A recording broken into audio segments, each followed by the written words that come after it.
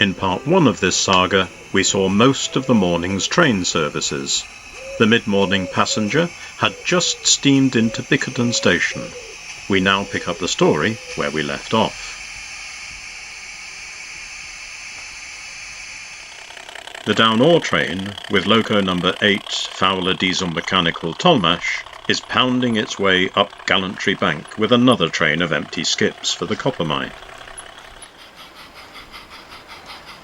Just leaving Beeston Market, Black Hawthorn loco number 14 Burwoodsley is on its way back to the sand quarry with a train of now emptied tipper wagons. Ignore the copper mine, by the way, it isn't really here, it's 7 miles further down the line.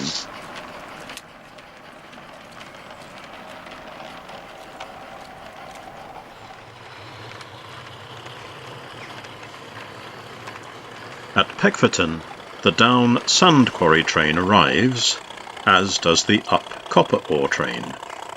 They pass each other hurriedly. The railway must make sure that its 2 main freight customers are kept happy.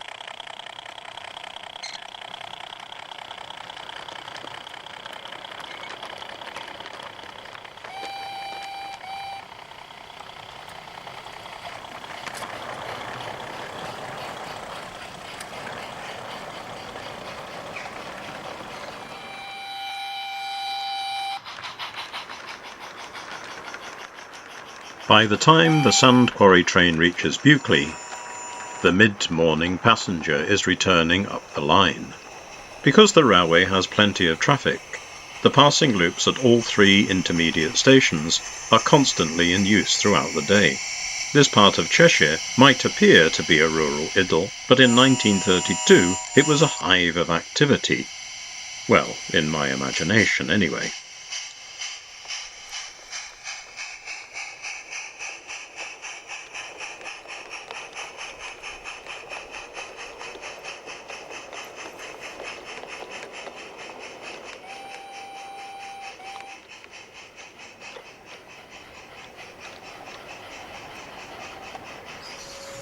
The sand quarry train has now reached its destination, the newly extended sand quarry siding. You can see the original siding in the background.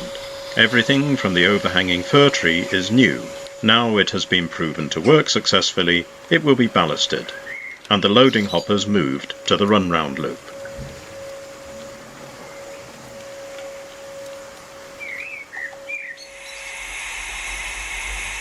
The up passenger now pulls into Beeston Market Station, after pausing briefly at Pekverton and Beeston Castle. In summer months, a steady stream of tourists use the railway to visit Beeston Castle and to tramp the footpaths through the Pekverton hills.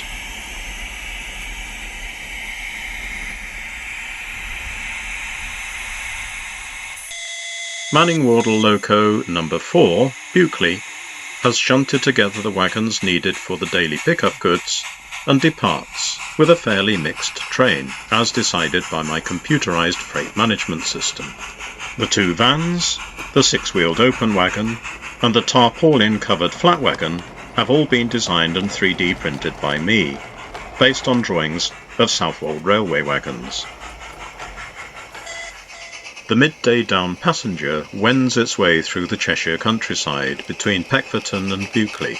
No wonder it's a magnet for walkers and naturalists from Liverpool and Manchester.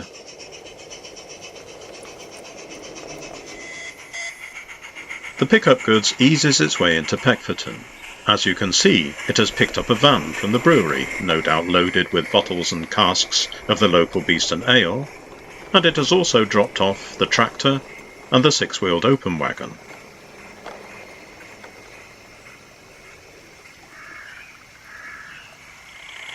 After completing its shunting operations at Pekverton, loco number 4 waits patiently on the passing loop, as loco number 8 trundles past with a down train of empty skips, plus the gunpowder van, marshalled in the middle of the train, just in case.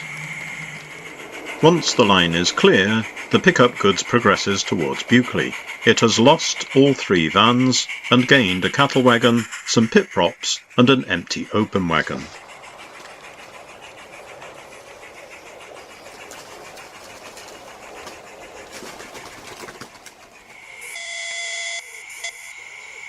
At Buckley, the pickup goods crosses the up early afternoon passenger. The pickup goods hasn't shunted off or on any wagons at Buckley at this point. It will engage in shunting operations here on the return journey, as shunting into the up-facing sidings is much easier when the train is running back up the line.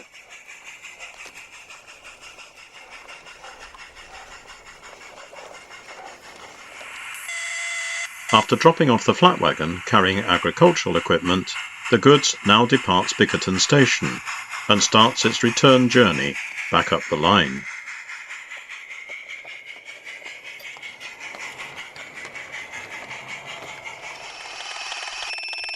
Meanwhile, at the other end of the line, the mid-afternoon down passenger train is ready to depart Beeston Market, while a down ore train is waiting on the loop and will set off once the line ahead is clear.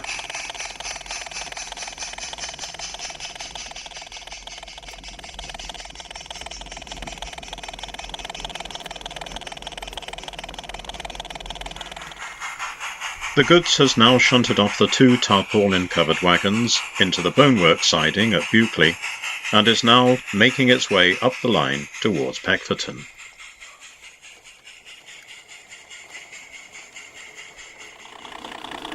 The afternoon is wearing on as the down ore train crosses the viaduct outside Pekverton on its way towards the copper mines. The goods has now finished its stint for the day and pulls into Beeston Market, where loco number 4 will shunt off the remaining wagons and retire to the shed for a cool down and a clean.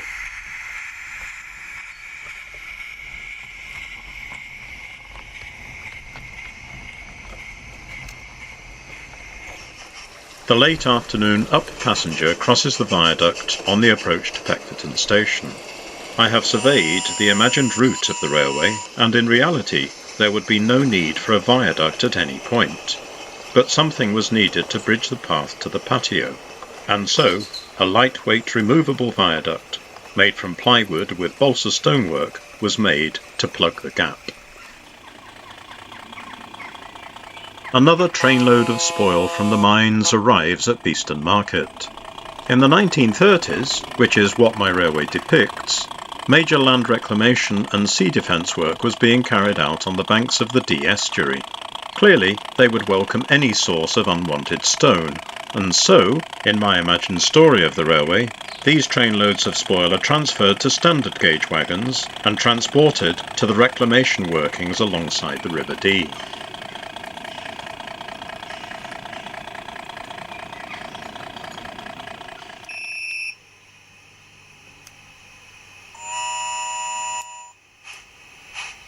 The afternoon mixed train departs Beeston Market.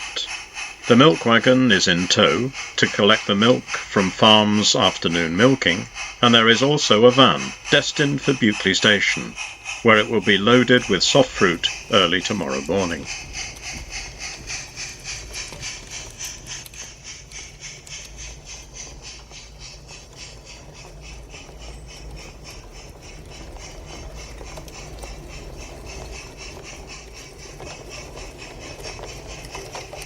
The last down ore train of the day is now ready to depart Beeston Market.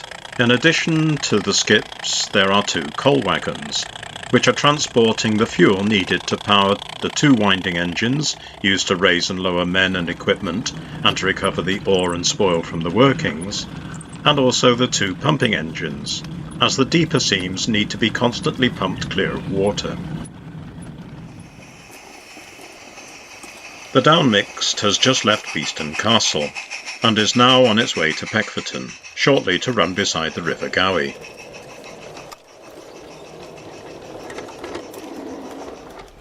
A little later, and the last up ore train is about to depart the copper mine. Having delivered the coal wagons, It is now hauling the workman's coach, the empty gunpowder van, and an empty tank wagon, in addition to the loaded skips. Although the van and tanker pose no immediate threat to life and limb, they are marshalled in the centre of the train, as required by the railway's regulations. As dusk falls, the now loaded sand train arrives at Beeston Market Station and makes its way to the exchange sidings. Waiting at the platform is loco number 8, with the last down passenger train of the day. This is usually petrol or diesel powered using one of the line's rail cars. However, tonight, Lord Tolmash has requested a longer train for a party of guests at Pekverton Castle. The Director's Saloon, plus a few Glyn Valley tramway coaches, have been rostered.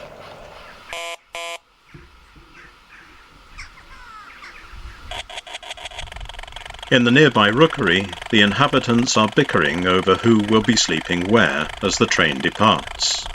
Although the former Glyn Valley tramway coaches are not the most luxurious, Lord Tolmash really likes their charm and the cosy glow provided by their oil lamps. No one seems to be braving the elements in the open coaches, however.